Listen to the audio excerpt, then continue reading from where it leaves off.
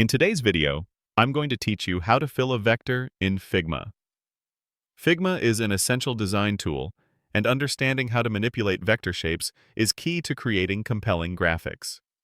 Vectors offer incredible scalability without losing quality, making them versatile for any project.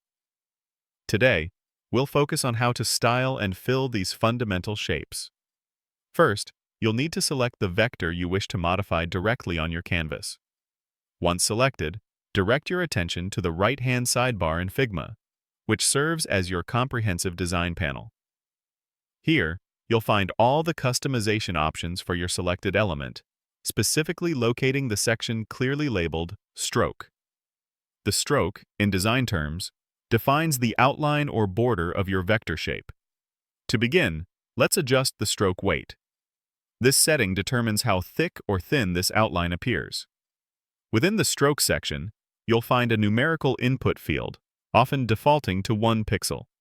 Simply type in your desired value here to increase or decrease the thickness.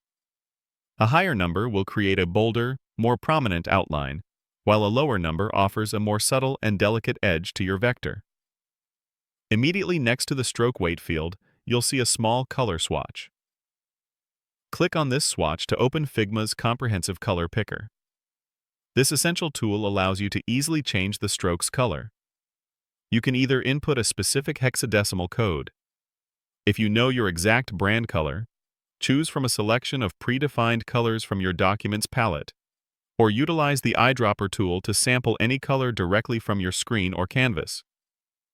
This precise control over color enables you to match branding guidelines or introduce new visual styles effortlessly.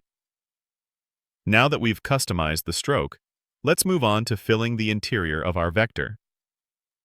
Below the stroke section in your design panel, you'll locate the Fill section. If your vector currently has no fill applied, you'll typically see a small plus icon next to the fill label. Clicking this icon will instantly add a default solid color fill, usually a neutral gray or white, to your vector's interior. If a fill already exists, you'll see its corresponding color swatch displayed. To change this interior color, simply click on the existing fill color swatch. This action will again bring up the familiar color picker interface.